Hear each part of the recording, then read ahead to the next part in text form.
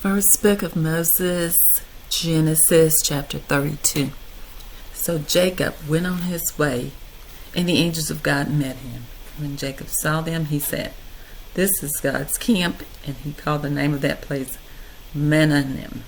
Then Jacob sent messengers before him to Esau, his brother, in the land of Seir, the country of Edom. And he commanded them, saying, "Speak thus to my lord Esau. Thus your servant Jacob said, I have dwelt with Laban and stayed there until now. I have oxen, donkeys, flocks, and male and female servants I have sent to tell my lord, that I may find favor in your sight." Then the messengers returned to Jacob, saying, "We came to your brother Esau, and he also is coming to meet you, and 400 men are with him." So Jacob was greatly afraid and distressed, and he divided the people that were with him, and the flocks and the herds and the camels into companies. And he said, "Esau comes to the one company and attacks it, and the other company which is left will escape." And Jacob said, "O God of my father Abraham, and God of my father Isaac, and the Lord who said to me, Return to your country and to your family, and I will deal with you. I am not worthy of the least of all the mercies and of all the truth which you have shown your servant. For I crossed over this Jordan with my staff, and now I have become two companies. Deliver me, I pray, from the hand of my brother, from the hand of Esau, for I fear him, lest he come and attack me and the mother with the children. But you said, I will surely treat you well and make your descendants as the sand of the sea, which cannot be numbered for multitude." So he lodged there that night and took what came to his hand as a present for Esau his brother: 200 female goats, 20 male goats, 200 ewes, and 20 rams, 30 milk camels with their coats, 40 cows, and 10 bulls, 20 female donkeys, and 10 foals. And then he delivered them to the hand of his servants, every drove by himself, and said to his servants, "Pass over before me, and put some distance between successive droves." He commanded the first one, saying, "When Esau my brother meets you and asks you, saying to him, Do you belong, and where are you going? Whose are these in front of you? Then you shall say, They are your servant Jacob. It is a present sent to my lord Esau, and behold, he also is behind us." So he commanded the second, the third, and all who followed the drove, saying, "And in this manner you shall speak to Esau when you find him. And also say, Behold, your servant Jacob is behind me." For he said, "I will appease him with the present that goes before me, and afterward, and I will see his face, perhaps he will accept me." So the present went on before him, but he himself lodged that night in the camp. And he arose that night, and took his 2 wives, his 2 male servants, and his 11 sons, and crossed over the ford of Dabkah.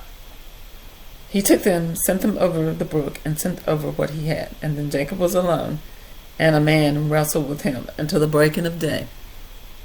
Now when he saw, he did not repel against him. He touched the socket of his hip, and the socket of Jacob's hip was out of joint, and he wrestled with him. And he said, "Let me go, for the day breaks." But he said, "I will not let you go unless you bless me." And so he said to him, "What is your name?" He said, "Jacob." And he said, "Your name shall no longer be called Jacob, but Israel, for you have struggled with God, with men, and have prevailed."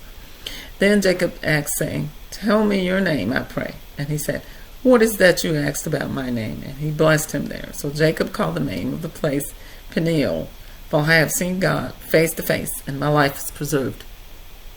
Just as he crossed over Peniel, the sun rose on him, and he limped on his hip. Therefore to this day the children of Israel do not eat the muscle that shrank, which is on the hip socket, because he touched the socket of Jacob's hip in the muscle that shrank. Chapter 33. Now Jacob lifted his eyes and looked, and there Esau was coming, and with him 400 men. So he divided the children among them, Leah, Rachel, and the 2 maidservants. And he put the maidservants and their children in front, Leah and her children behind, and Rachel and Joseph were last. Then he crossed over before them and bowed himself to the ground 7 times until he came near to his brother. But Esau ran to meet him and embraced him and fell on his neck and kissed him, and they wept. And he lifted his eyes and saw the women and the children, and he said, "Who are these with you?" So he said, "The children whom God has graciously given your servant." And then the maidservants came near, and they and their children, and bowed down. And Leah also came near with her children, and they bowed down. Afterward, Joseph and Rachel came near, and they bowed down. Then Esau said, "What do you mean by all this company which I met?" And he said, "These are to find favor in the sight of my Lord." But Esau said, "I have had enough, my brother. Keep what you have for yourself." And Jacob said, "No, please, if I have not found favor in your sight, then receive my present from my hand, inasmuch as I have seen your face as though I have seen the face of God, and you are pleased with me. Please take my blessing that is brought to you, because God has dealt graciously with me, and because I have enough." So he urged him, and he took it.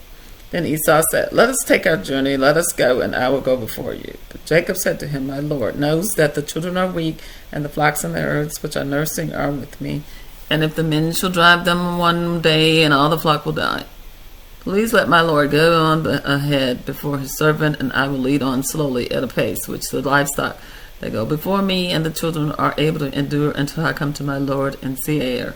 And Esau said, "Now let me leave with you some of the people who are with me." But he said, "What need is there? Let me find favor in the sight of my Lord." So Esau returned that day on his way to Seir. And Jacob journeyed to Succoth, which built himself a house and made booths for his livestock. Therefore, the name of the place is called Succoth. Then Jacob came safely to the city of Shechem, which is in the land of Canaan, when he came from Paddan Aram, and he pitched his tent before the city. And he bought the parcel of land where he had pitched his tent from the children of Haman, Shechem's father, for 100 pieces of money. Then he erected an altar there and called it Elul Israel. Chapter 34. Now Dinah, the daughter of Leah, whom she had borne to Jacob, went out to see the daughters of the land. And when Shechem, the son of Hamor, the Hivite, prince of the country, saw her, he took her and lay with her and violated her. His soul was strongly attracted to Dinah, the daughter of Jacob, and he loved the young woman and spoke calmly to the young woman. So Shechem spoke to his father Hamor, saying, "Get me this young woman as my wife." And Jacob heard that he had defiled Dinah his daughter. Now his sons were with his livestock in the field, so Jacob held his peace until they came. And then Hamor, the father of Shechem, went out to Jacob to speak with him. And the sons of Jacob came in from the field when they heard it, and the men were grieved and very angry, because he had done a disgraceful thing in Israel by lying with Jacob's daughter, a thing which not ought to be done. But Hamor spoke with them, saying, "The soul of my son Shechem longs for your daughter. Please give her to him as his wife, and make marriages with us. Give your daughters to us, and take our daughters to yourselves. So you shall dwell with us, and in the land we shall be before, and dwell and trade in, and acquire possessions for yourselves in it." And then Shechem said to her father and her brothers, "Let me find favor in your eyes, and whatever you say to me I will give. Ask me ever so much dowry and gift, and I will give according to what you say to me, but give me the young woman as a wife." But the sons of Jacob answered Shechem and Hamor his father, and spoke deceitfully, because he had defiled Dinah their sister. And they said to them, "We cannot do this thing to give our sister to one who is uncircumcised, for that would be a reproach to us. But on this condition we will consent to you, and if you will become as we are, if every male of you is circumcised, then we will give our daughters to you, and we will take your daughters to us, and we will dwell with you, and we will become one people. But if you will not heed us and be circumcised, then we will take our daughter and be gone." And their words pleased Hamor and Shechem, Hamor's son. So the young man did not delay to do the thing, because he delighted in Jacob's daughter.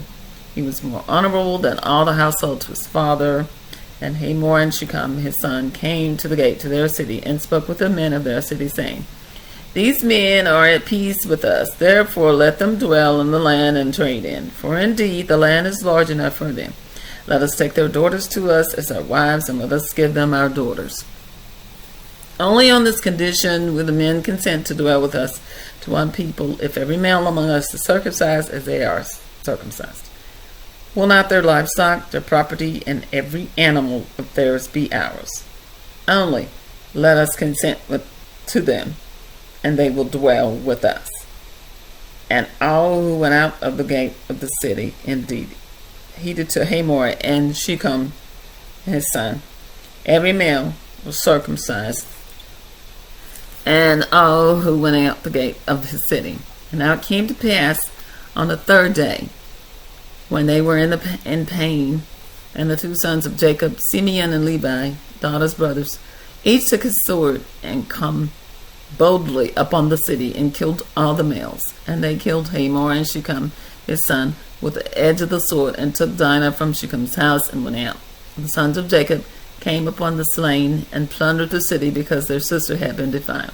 They took their sheep, their oxen, and their donkeys, and what was in the city and what was in the field, and all their wealth, all their little ones and their wives they took captive, and they plundered even all that was in the houses. And Jacob said to Simeon and Levi, you have troubled me by making me obnoxious among the inhabitants of the land, among the Canaanites and the Perizzites. And since I am few in number, they will gather themselves together against me and kill me. I shall be destroyed, and my household, and I. But they said, should he not treat our sister like a harlot? I have read for you from the first book of Moses, Genesis, chapters 32 through 34.